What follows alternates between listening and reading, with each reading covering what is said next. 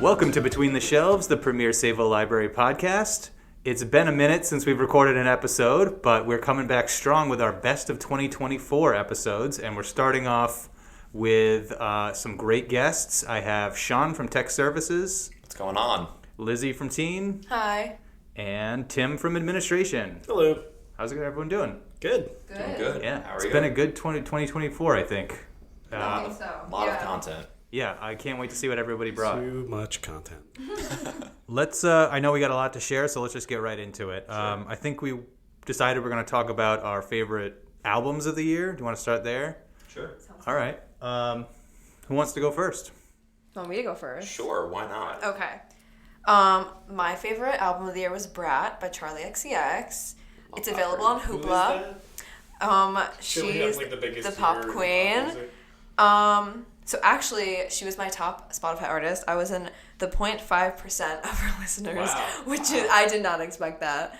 But yeah, I listened Well, I'm to in like... the 0.5% of Bluey listeners. So. Oh, okay. Well, you know. Talk about Brat. That's Brat. That's Brat. Can you explain to us what Brat means to you? Oh, God. I think it means just like... That's a good question. Yeah, It's just like... to me, it's almost like just defying things. Like, when you do something and it's like kind of like stupid, you're like, oh, well, that's Brat. Like, Yeah, that's for Brat. sure. Or doing something cool or doing something bold or like, yeah, like you said, you're kind of like going against the norm. Yeah. It's very Brat. And there was a whole thing with Kamala Harris, which was so funny. Like, Yes. her team, I think on Twitter, Yes, and like on TikTok. played into like the whole Brat summer meme and made it like their Twitter header. It was silly. So I wrote, this is just literally the best album I've ever heard. What's your favorite track from the album? I'll play it for the listeners. Probably, I really like Club Classics. That was a good one. I think that's my favorite. I wanna dance to AG. I wanna dance with George. I wanna dance to Sophie. I wanna dance to Hub Mo. Play the track fast, not slow. Pull it back twice, let's go. Slap marks all on my coat. Tight like my kind of flow. Yeah, I wanna be blended by the lights. Is that on the deluxe, like where it's Brat, but it's not Brat, but it's also Brat? Whatever that weird long title Yeah, is. it's on just like the regular. The regular and then Brat. is also. So the whole thing is that she came out with Brat, and then she came out with basically a double album, and the second part of the album is all remixes of the original album. So there's like 30 songs. It gets a lot of music, but And they're it's pretty great. different, too, because she brought in like a bunch of guests people to be on those remixes. Like so. Ariana Grande. There's Troye Sivan. Is it Bon Billboard? Iver? Bon Iver? Lord's on one of them? Yeah, Lord's on one. Bon So, Iver. Bon Iver. Bon Iver. Bon Iver. That's who it is. I'm sorry. I'm sorry. So there is this quote so I watched this one YouTuber. There's this quote that he always says that it takes 10 years to be an overnight success. And I feel like that is her because she obviously came out with Boom Clap, and that's like, Forgot about that song. yeah, it's Oh my like gosh. just so, a throwback. Like it's 2010s. So she's been an artist since the early 2010s, and now she finally has like had her breakout moment. So even though she's been working at it for so long. Yeah, my buddy, one of my best friends, Ben, has been like on her train for like over like a decade. It seems like I remember him talking about her so long ago, and like all of a sudden she's huge, and I still don't know who she is. So maybe now I'll investigate. Yeah. She's British. If that, She is very yeah, she's very British. I feel like it's so cool because like she brings together like a lot of different types of people as fans, and like it's not just like she has kind of like one genre of music, but it just kind of can bring everyone together. Like she makes something for everyone. I think if you're a really good pop artist, you can do that. Yeah. And she Like- definitely is. Like a really, really good pop artist. Yeah. So there's Yeah. some pop artists like Ariana Grande, like yeah, I could listen to her, but I'm probably not gonna. Yeah. But I've also been listening to Charli XCX for, I don't know, 5 years now, so. And Yeah. the fact that she kind of turned Brat into this whole like cultural moment, which I think in this day and age, like you can't just have like a good song come out. You have to make it a whole thing. And making Brat into what it was, it just blew up for her. And she just had a tour this year. She's going on a tour again next year. Like she's just killing it. Yeah, she did. So that was my top album. I guess I'll go next. I actually have some music I'll be playing for you right now, so I hope this works. It worked this morning, but we'll see. So I do like a best of list at the end of the year, like get my top 10 albums. I'm going to be playing, today I'll be playing just 2 albums, And then the next two best of episodes, I'll be doing 2 more albums. So the first song I'm going to be playing for you is one of my favorite albums this year. Maybe my favorite album this year. It's called EELS by Being Dead. Oh, yeah. Have you heard of this one? Yeah. I'd never heard of this band until this year, but this is probably my favorite album of the year. It's kind of like a plucky, lo-fi, surf rocky kind of band. I don't know where they're even based out of. Kind of similar to Dead, D-E-H-D, who Oh, yeah. also is like kind of surf rocker. They're LA based. All right.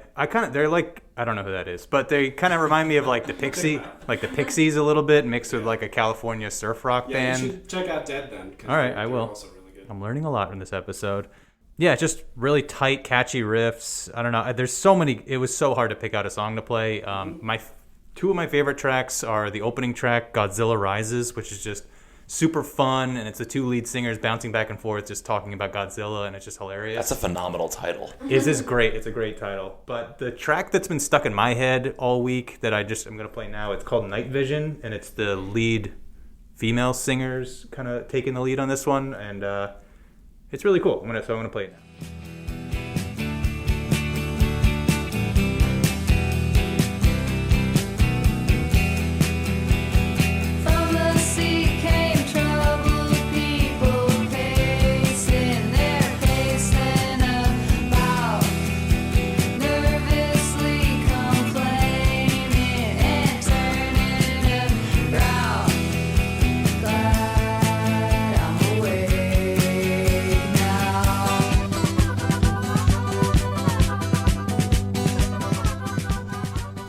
So that's just a little taste of it. They're kind of all over the place. Like some songs will be more rocky, some that will be like kind of melancholic and like vibey. I don't know. They're kind of all over the place, but the album is just, once you start listening, I just never stop. I play the album all the way through. That's awesome. I like the cover too. It's really cool. Oh, yeah.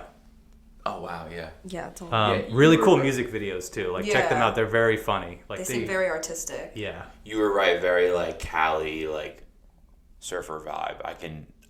In my mind, I see that playing in like a really good like surfing movie or something like that. Like it kind of fits that all those vibe. Surfing movies. All yeah. those surfing. All the there's so many of them. I mean, they should be making more.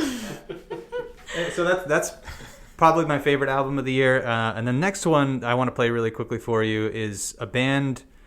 I don't even know how to pronounce it. I'm going to try my best. Mdou Moctar. It's a solo. Moctar, yeah. You've heard of them too? Oh, yeah. So it's a band out of Nigeria. It's the lead's name is Mdou Souleyman. This is his 4th album, and he kind of went viral in like the early 2000s. Like I guess in Africa they have like this cell phone exchange kind of thing, like an underground cell phone exchange thing going on, and he put his songs like on the phones, and they would just get exchanged like physically and get traded around, and he kind of became a sensation that way. Anyways, so this is his like 4th album now, and he's got a full band, and it's like psych rock. It's all over the place. Like, and that's like there's a long history of North African guitar rock music. That's fantastic. There's so many good tracks on this album. It's just a awesome rock album, like big bold sounds, lots of energy, fast. Yeah, lots of cool ideas. How do you like find someone like this? Like I've never. Is there like for me, Pitchfork. That's where I like a lot of music that I don't. You don't know Pitchfork? I don't know what that is. I thought you listened to music. I do. Pitchfork they're a very big popular website just for, they've been around for, I don't know, 15, decades. 20 years. It's like Bandcamp, like that type of thing. No, they just do music reviews. They were a magazine, if you remember what a magazine was. Yeah. It'd be like a Rolling Stone equivalent, but just for online. They started in the early 2000s. That's where I get a lot of my new music from. Yeah, so I'm going to play a track for you. This one's called Emuhar, I think it's called. It's not in English either, I should mention. No. It's in Tamashek language, which is like a language of like... It's a language spoken by nomadic tribes in northern Africa. Bedouins. Yeah, so check it out. It's really cool.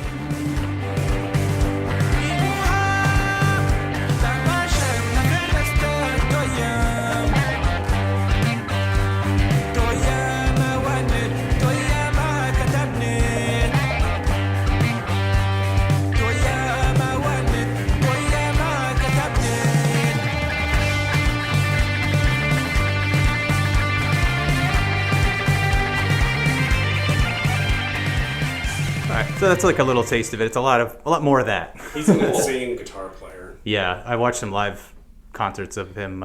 He's crazy. Kind of interesting because the band, it's just like 3 guys, and 2 of them are from Nigeria, and then I think it's the bass player is from like a hardcore English hardcore band, formerly hardcore band. Oh, cool. And he's just like this random white guy member of the band, and they're all like insane. They have to play so fast. Yeah. It's really crazy. Oh, wow. It's really, really cool. So those are my 2 albums for this episode. So check them out. Very cool. Put a link in the show notes.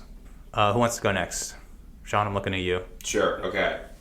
So big surprise, my album of the year is The Tortured Poets Department by Taylor Swift.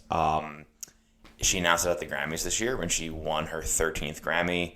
Any Swiftie knows that the number 13 is like a very special number to her. I don't know if any of you have known that. I do know that. Thank you, Lizzie. Because my dad's born on December 13th. Oh, no way. Yeah, so he was like, when she was popular like a while ago, he was like, oh, we have the same lucky number. Yeah. Well, you know, when she came out with like Fearless, like he was like, oh, it's like we're the same. So her birthday's actually Friday, so maybe she'll drop something else. I don't know. But Tortured Poets Department got nominated for 6 Grammys this year, which is really crazy. I think it's like the 3rd most nominated album this year. Brat got 7. Brat got 7. Wow, yeah. Good for her. That's incredible. Oh my gosh.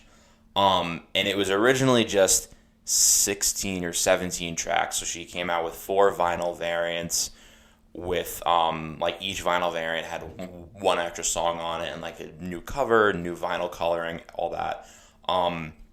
And then she announced like 2 o'clock in the morning after the album had dropped, it was actually a double album. And she came out with 16 more songs, so for a total of 31 tracks. It's a long album. It's very dense. Like, I'm a massive Swiftie, and at first I was like, wow, this is a lot. It took a while to kind of like listen to them all through and really like understand the meaning of them. But I feel like if you weren't a fan of her and you listen to this and you're not impressed, then I think like nothing she can do would ever make you a fan of her, because she kind of makes so many styles of songs on the album, and it kind of caters to a whole different audience and really to everybody. And then, you know, she included it on her tour this year, so unfortunately I didn't get to see the new set, but I know multiple people from the library who did, and they said it was unbelievable. And yeah, it's the number 1 album. I think it just went back number 1 this week, and it's been number 1 for 16 weeks, which I think is like the 3rd longest running number 1 album ever, which is crazy. Yeah, I think my favorite song is The Smallest Man Who Ever Lived. So when you throw that in the pod, throw it in now. Make sure you play the bridge. Okay. The bridge of The Smallest Man Who Ever Lived is iconic. How many minutes in, Sean? About 3.5. It's about a 5-minute song. It starts off very slow, but then it's like, I feel like anyone who's ever not even dated someone that then afterwards you just hate them, or you had a friend or family member, like you can relate to the rage in the song so much. And I feel like even Mackenzie, who works here, she was telling me, she's like, all the songs she makes sound the same. They're all the same. And I'm like, okay. So then I went home and I texted her a link to one of the songs. I'm like, listen to this and let me know. And she was like, yeah, okay, yeah, you know, you're totally right. This is unlike anything she's ever done. To the smallest man who ever lived, were you sent by someone who wanted me dead? Did you sleep with a gun underneath our bed? Were you writing a book? Were you a sleeper cell spy? In 50 years will all this be declassified, and you'll confess why you did it. Oh, and also the library here has it on vinyl. They have like the default album cover with the bonus track, The Manuscript, which is one of the saddest songs she's ever written, but it's so good. I actually checked out the vinyl from here when it first came out, because it's really cool listening to it, because it's a very like melancholic album.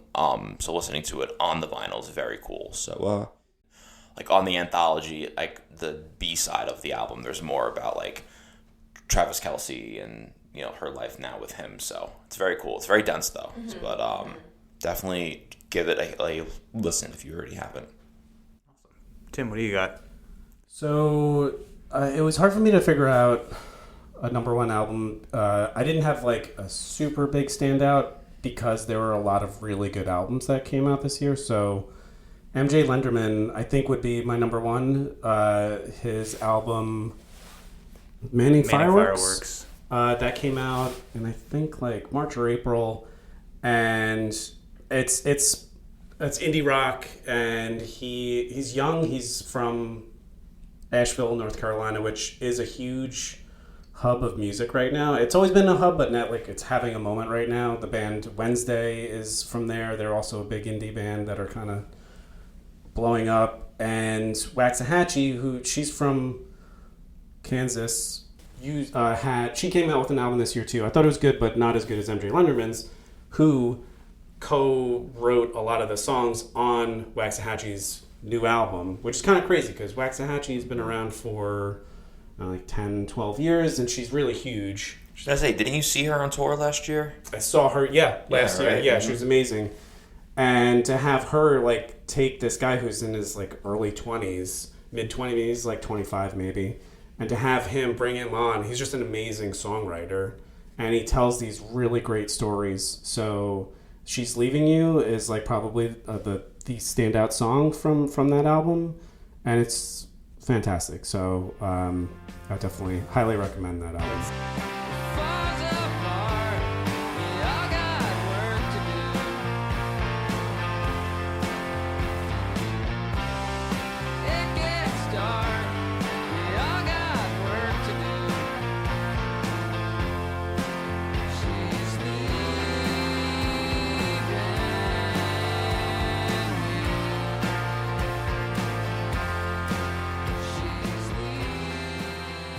So funny that you're mentioning this because Waxahachie's Tiger Blood, which is the album you're referring to that came out this year, is one of my favorite albums of the year, and I'm talking about it next episode. Oh, okay. No way. Yeah, and MJ Lenderman, he was on my top 10 as well, but he didn't. I like the Waxahachie album more than Lenderman, but they're both excellent. They're both in my top 10. Yeah, and her album was more maybe a little slower. For like the vibe that I was going for this year, but it was a great album too. And then another very dense album that probably not a lot of people have heard of, but it was actually on Pitchfork's number one. Cindy Lee, that's Diamond Jubilee, and you can't even listen to it on Spotify or any of the streaming. The only place you can get it is through Bandcamp and YouTube. Okay. That's it. And it was just on YouTube and like a GeoCities website. What is GeoCity? Yeah, I'm learning so many things. That's going way back in internet life. Okay. But so Cindy Lee is the like drag name of the person that Pat, I forget his last name, Friegel, something like that. And it's another guitar rock, but it has roots, and a lot of it sounds like it could have come from like 10, 20 years ago, but also harkens back to a lot of stuff from like early girl pop groups. What? There you go, Lizzie. It has like a jangly vibe to it that's like, it sounds like it could have been something from like 60s girl pop music. A single memory. It's of you, of you. What could I find in a fantasy? A burning memory. But yeah, those two albums, and I would say Charli XCX too is like, for as far as actually I think I like Sabrina Carpenter more. That Short was and really Sweet. good too. Really? If I had to say top three, MJ Lenderman, Cindy Lee, and Sabrina She's Carpenter. so cute. I have to ask, what's your favorite track from Short and Sweet? Possibly Bedchem, just for like the sound of it. It's just it's very cool. And it's hilarious. Yeah. And I actually love the very last track on it, which I can't remember the name of it. Don't Smile. Yeah, it's just very slow, and that Yeah. production on it's great. Juno's I don't know, either That Please, was fun. either Please, Please, Please, or Juno. Yeah, Please Be. When I first heard the lead single Espresso, that's amazing. It just came out. It's another one where like she's been around for a while, but it kind of also came out of nowhere. And then she followed up with Please, Please, Please, and I was like, I don't know if this is anywhere near as good, but that's like the more you listen to it, the more For sure. It's actually really, really catchy. She shares the same music producer as Taylor Swift, and he produced all of Short and Sweet. So who's that? Jack Antonoff. Jack Antonoff. Yep. Yeah. Yeah. Man's a genius. All right, let's move on. Cool. Should we do concerts or books next? Let's do books. All right, let's do books. We are a library podcast. I don't have a book written down, but I'll try to come up with something. All right, I'll I go have through two. my Goodreads. I'm going to go first since I have two. All right, so the first one, and I think the people at this table will like these two books, at least this one, the first one. So the first one I want to mention is called Glory Days by Simon Rich.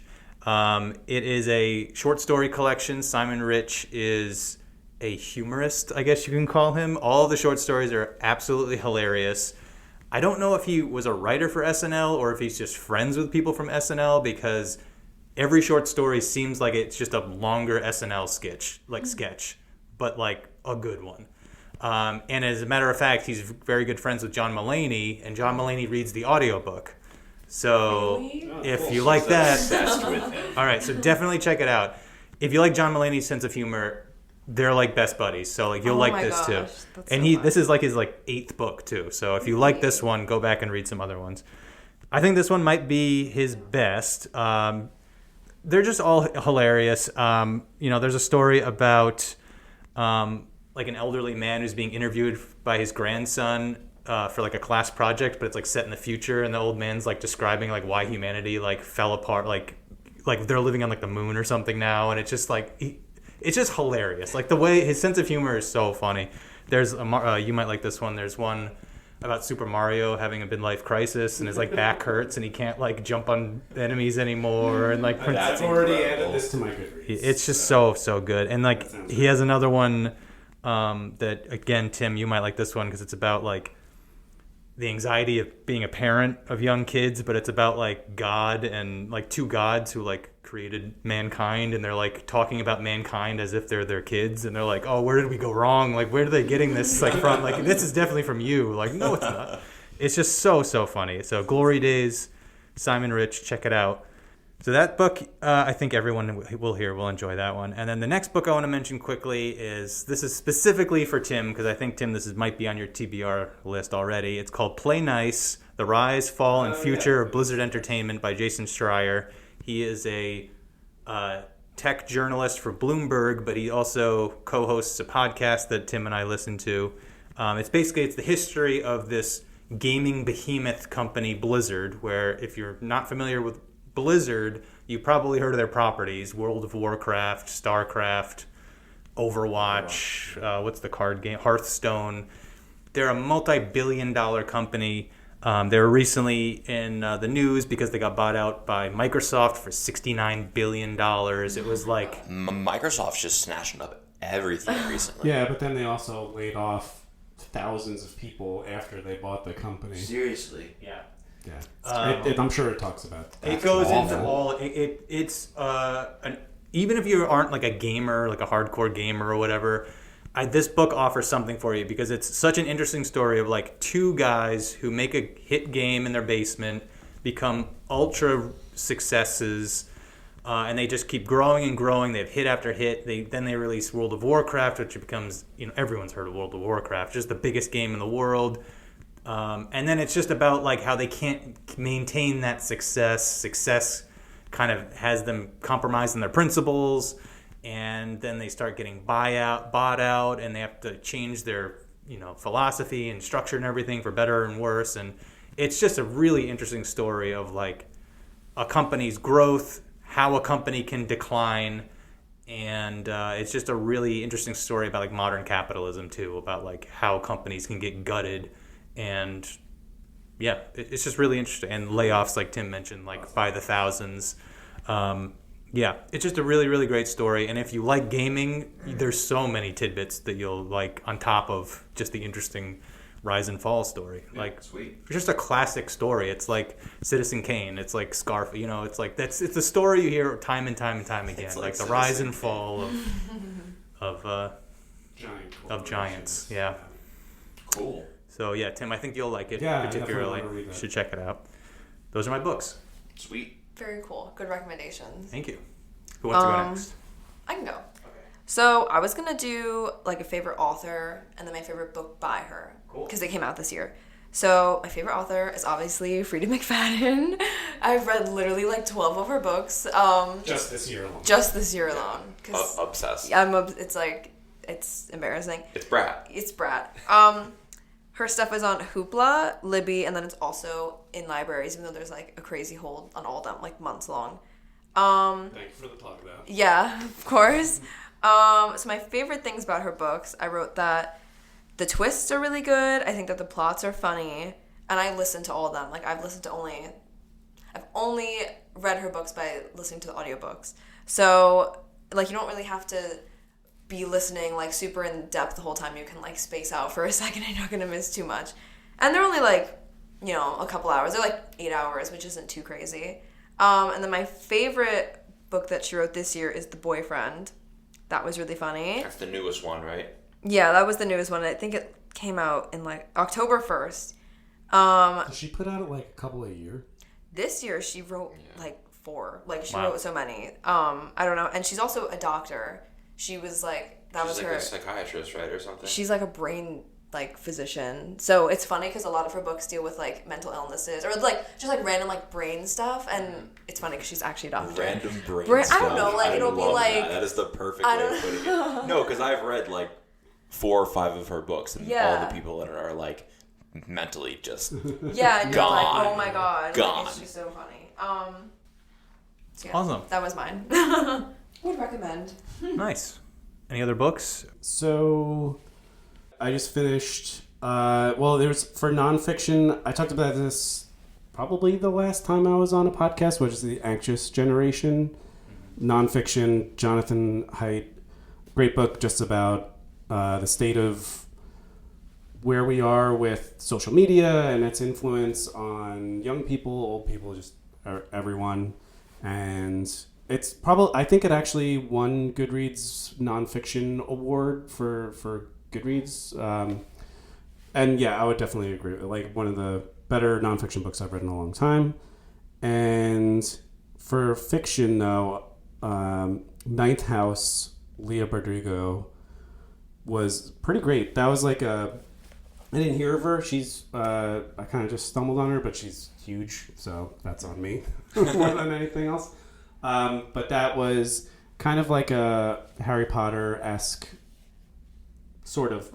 It involves magic, but like an urban realism type of thing. And she ends up at a school that is it Yale, I think. Oh, I remember you telling us about this, and great book. I tried to read it. I couldn't do it. Yeah, I it's know. it's It was very dense. It is a little dense. Yeah, definitely. But the cover is incredible. It's one of like- those books that has a map in the back.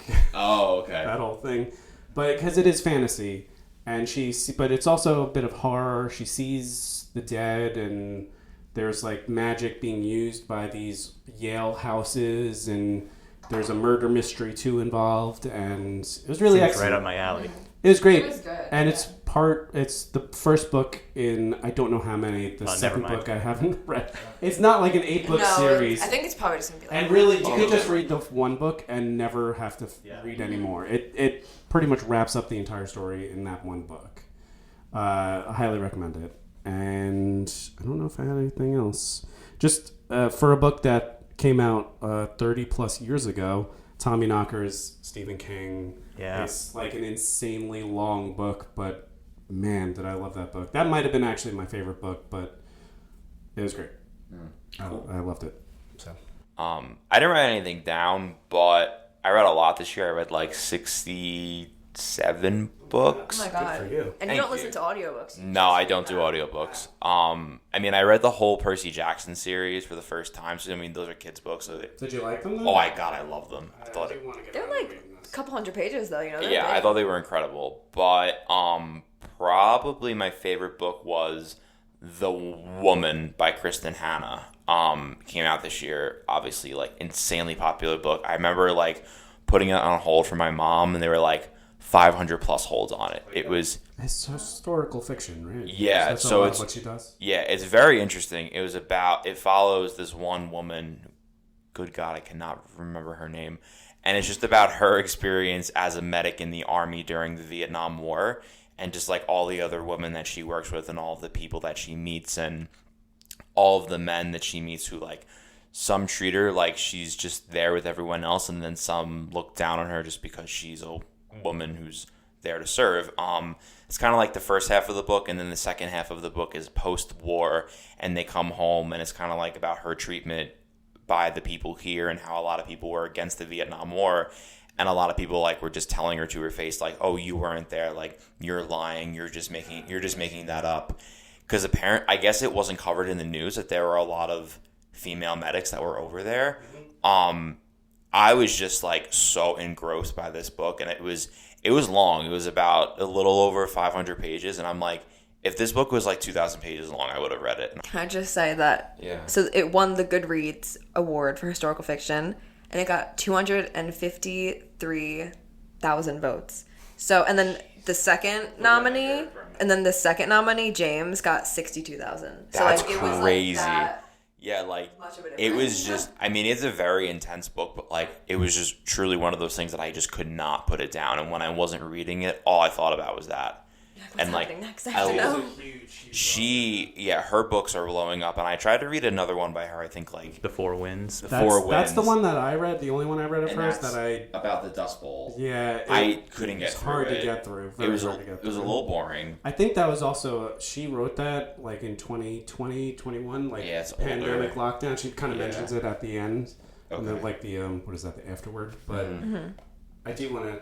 I'm going to check that one out. I have a very big feeling that Reese Witherspoon's production company is going to sign with her, and they're going to, like, make it into a mini-series, a movie, something like that, because it was just so popular, and I feel like most people have read it or at least know about it, but if you haven't, definitely check it out. Was it a Reese's book pick?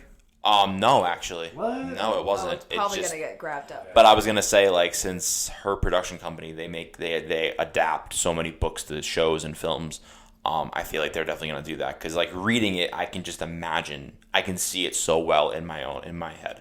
So, yeah, it was great. All right, cool. I'm adding it. Here we go. Look at me having an impact. I added it too. Alex, you gonna add it? 'Cause I have two of the three here. My wife reads everything, and she loved The Four Winds. Like, that was, like, one of her favorite books of that year. 2 years or 3 years ago, whenever it came out. And I think she was lukewarm on the women. So... I don't know, but it just goes to show she's like a brilliant writer. Like, you know, it's just personal taste, I guess, whatever you're looking for. Oh, so wait, did you say you did read The Four Winds? I read like 40% of it, and so how is the writing compared to, like, is it a brisker pace? No, it's very descriptive. For the women? Yes, but for both books, very descriptive, very long. It was just like, there would be a page of, like, her, like, laying in her, because in The Four Winds, like, she'd be laying in her room and she was upset. And it would just be, like, a page long about, like, her in her bed, like, upset. And I'm like, I got it. Yes. Like, I got it. Yeah. It was like, okay, like, that's fine at first if you kind of want to, like, set up the character and really get the reader to know who she is. But after a while, I was just like, this is just, like, dragging out for no reason. So the women avoided that? No, yeah, I felt like it got very much into it. Like, the first couple chapters were, like, her at home, and then I think it was, like, her brother got drafted, or, like, her boyfriend or something, and then she's like, well, I want to go, and her parents were very against it, but since she had just turned 18, she was like, I'm going. And then she went, and then that was it, and then it just kind of went from there. But it was just, like, especially, like, her, like, treating the people in the tents, like, I felt, like, so gross reading the book, because the way she's talking about, like, how, like, they're covered in mud and blood and dirt, and it, like, I was, like, I felt like I could smell the room she was in. Like, that's how vivid the writing was, and I was just, like, so engrossed by it. Yeah. All right. Give it a shot. All right, I think that's what we covered. Books. Yes. Now I think we have one final category to cover for our best ofs, right? Or are we not doing that now? Yeah.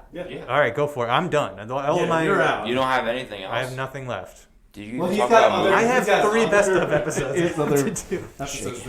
Shaking my head. Okay, so who wants to go first? You can go first, I guess. Okay, well, I did see Charli XCX on tour for her Brat tour, of course. It was at MSG. Well, it was the Sweat tour. So it was with Troye Sivan, because it was like a collab tour, basically. So, like, he would do 3 songs, then she would do 3 songs. It was so good. I was literally crying. It was so much fun. I went by myself, actually, because I couldn't get a ticket. Like, I don't know. The other people who I thought would go, they were already going. So I was like, whatever, I'll just go by myself. And it was so much fun. It was at MSG. I don't know if I said that. And it was sold out. So that was, like, great.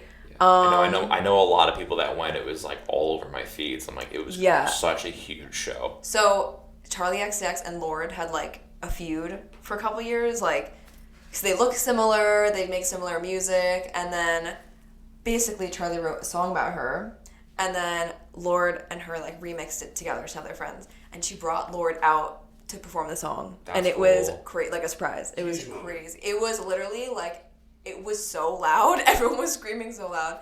And then she also brought out Addison Rae, who's like... Ooh. She was a TikToker, and now she's making music, but she's actually doing a good job because she actually has, like, a vision. So she brought her out, which was really fun. They sang one of her new songs together. It was just great. It was a great time. That's awesome. Yeah. Going to a concert by yourself is an experience. And I haven't done it in, God, a long time. But it is a cool kind of feeling, though. Because, like, you know, I wasn't going to drag Sean to it. Like, I don't know. If the tickets were cheap enough, I would have gone, but they were so expensive. Like, I didn't get the pre-sale, so. Yeah, and it's like, I don't know. I wanted to be with people who, like, actually wanted to hear it and weren't just, like, there just because. I would have probably been tone deaf after, like, the first song. Yeah, like, you know. So, and like you said, it's just, like, it's a whole different experience. Yeah, I'd be, like, some old guy there. Like, this music's way too loud. But, like, They're not wearing enough clothing. Yeah, and, like, I like Troye Sivan, but, like, his new album's not bad. But I like his first album, Blue Neighborhood. I like that one more. But, I mean, he was so good. His voice is great. He's Australian, right? Yeah. His voice is crazy. And I do like their collab song they have on the Brat remix, Talk. Yeah. Good. Yeah. And, you know, the stage was cool. Like, they had, like, a cage. And then, like, she was, like, in the cage. And then they were going under... That's Brat. She was going underneath the stage. And, like, they had a camera, like, following her the whole time. So it was, like... It was really cool. That's awesome. Anyway. So, future prediction, 2025, best concert that you will see will be Charli XCX. Yes, because I'm going to her arena tour at Barclays Center, so I won't be back. God, the pre-sale for that was, like... That was disgusting. insane. It was terrible. I was here trying to do it, like doing my work, and I'm checking, and it was like I joined it right as you could, and there were like 50,000 people in front of me. I was like, I just clicked it, like when it went live, I clicked it. It's crazy, but because I was going to buy them and see if she wanted to go, well, whatever, but then she ended up getting them. Yeah. Did you ever even get a chance to get to anything else? No. Or did you saw that number and you just left? No. So I was in the queue, and then when it was like, oh, you're next up, it's your turn. When it went to the screen, it went back to the pre-sale screen. And the same thing happened to me when I was trying to buy Taylor Swift tickets last year. Okay. It was like the same. I was like, okay, so I guess it's just not going to happen. Yeah. And then she announced like 2 or 3 more shows like while we were in the queue, so I joined the queue for those, and that was like 35,000 people, and I'm just like... It was just like a mess. I'm like, I just don't like her enough to be like stressed out over it. And then like she's calling me, I'm here at work, I'm doing something, and she's like, I got the tickets. Like I was like, what's going on? Gosh, I didn't plan it. I mean, I went to like probably 8 concerts. You liked Wallows. Yeah, I think so Wallows is like an alternative like indie rock band. They've been like lifelong friends, and they started out in California, and the lead actor in 13 Reasons Why, Dylan Minnette, is the lead in the band. And they played their first like arena tour this year, and it was their first show sold out at the Garden for their new album Model, which came out in May of this year, and it was really, really cool because I've been a fan of them like since COVID. And I was supposed to see them, but then COVID got the show canceled. And then they went on a smaller tour in 2022, and they were at Terminal 5 for 4 nights in a row, and I went for 3 out of the 4 nights. Oh my God. And, it was wild. That's a way, like, MSG is fun, but when you can go to a slightly smaller show or something like that, you can have a really good time. We were, like, in the pit on the first night, and it was wild. Like, my friends are pretty short, so, like, they almost got trampled a couple times, but I was grabbing onto them, so it was funny. And then the other nights, we were, like, up on the balconies. We got to see them really well. But, yeah, the model show at the Garden was just insane. They did, like, 2 or 3 extra songs. It was, like, the whole press for everything. They were just talking about, like, how, like, grateful they were that they finally got to play the Garden. And then they also played the Forum in California, which is, I think, like, a bigger deal for them because they're from there. So that was, like, a huge, huge thing for them, and they've really just blown up. And I feel like you guys would definitely like their music. Like, it's... I've actually never heard of them. Really? Yeah, they're, like... I want to say they're a couple years older than me, maybe, like, 27. But they just, the way that their sound is very cool. And it's like every album, their sound changes a little bit, but it still has like that classic, like Wallows kind of like feel to it and vibe. And they're actually going to do another tour next year. They're going to be at the Paramount here in Huntington. Oh, really? Yes. So I'm going, and we got like this. Remember when we went to see Ross Lynch? Mm-hmm. I got the same seats. Those were so good. So it's going to be very exciting. And they're doing a show the night before in Jersey, and it's only like an hour and a half drive from here. So I'm going to drive to Jersey with my friends and go see. That's going to be on Valentine's Day. So I'm going to be spending my Valentine's Day, cool, at the Wallows concert in Jersey. I've done travel for shows more and more these days. Yeah. And it's always a good time. I mean, yeah, you were just at the Sphere. Yeah, well, okay, so that is my number one. Perfect segue. Perfect Look segue. at that, Alex. You didn't even I did see LCD Sound System this past Sunday at the Knockdown, which I've never been to. It's in Queens, which was an excellent, excellent show. But yeah, number one was Dead & Company, which is basically members of the original Grateful Dead. I think two members. I mean, half of them are dead, unfortunately. Actually dead. So they're Phil not Lesh. gratefully dead. They're actually just dead. Phil Lesh just passed away, unfortunately, like a couple So who's weeks left? ago. Bob Weir and... Bob Weir. Mickey Hart. He's one of the drummers. They have two full set drummers in the band. They've always had that going back. So Mickey Hart's still in it, and Bob Weir, and then that's kind of it. And then they have some other people, and the main draw for Dead & Company, the main guitar player that took over for Jerry Garcia, is actually John. It's not John Mayer anymore? No, it is John Mayer. He co-owns Dead & Company. Like the John Mayer. John Mayer is What? an insane guitar. Like, you don't even know how good of a guitar player John Mayer is. Oh yeah. Oh, John Mayer he is is. crazy. This is so the show. He comes out and he's got this big bandage on his like main fret guitar hand, and he just days before slammed it in a truck door, accidentally, and he was still shredding his guitar like a madman. It was crazy, but To be crying. so it was definitely something that was kind of spur of the moment of I really want to see this, and friends that live on the West Coast were going to see the Spheres. It's actually owned by Emmett, the family, Jerry Dolan, that owns MSG. So it's actually MSG, the Sphere. And it's you met them? No, just that Their name. Is they own the same family that owns Madison Square Garden built the Sphere specifically for concerts, and it's just this all huge dome screen music experience, and it holds 18,000 people, so it's gigantic. And I also didn't think I was going to get tickets for it. Got tickets. We flew out there. Maybe 2 nights. That's it. But it was worth every penny. I It was remember amazing. you showing me the pictures. I'm like, that is It really just was crazy. The music was amazing, and the visuals were amazing. And they're doing it again in 2025, and I had tickets in my cart yesterday. And this was not a cheap ticket, so I'm like, you know what? I should probably not spend. Let me be financially responsible. Yeah, I'm gonna do the smart thing. But then in a month's time, you'd be like, you know what? Actually, Maybe I should have. maybe I should go. No. It's I'll wait. Maybe 2026. But it was amazing, and if you're a Grateful Dead fan, it's if you can afford to do it, it's something that you should do. And lots of people that couldn't afford to do it also did it anyways. Yeah, so. exactly. All right. I think that's it. I think we did it. Cool. This is part 1 of Best of 2024. So listeners, you got 2 more of these coming. Wow. So start writing down all these recommendations. They'll be in the show notes. Yes. But start putting the holds on now because a lot of this stuff's very popular. So yeah, thank you for listening. Thank you 3 for coming on, and Thank you. Thanks. hope I'll have you on in some 2025 episodes coming up. For sure. Yeah, definitely. Yeah, Sean, we're doing a movie one, right? Yes. In January, All right, in right? January. Yes. All right, Sean and I are going to be doing our look back at 2024 movies and preview of the Oscars because we're going to be doing we always do a big Oscar episode. Oh, yeah.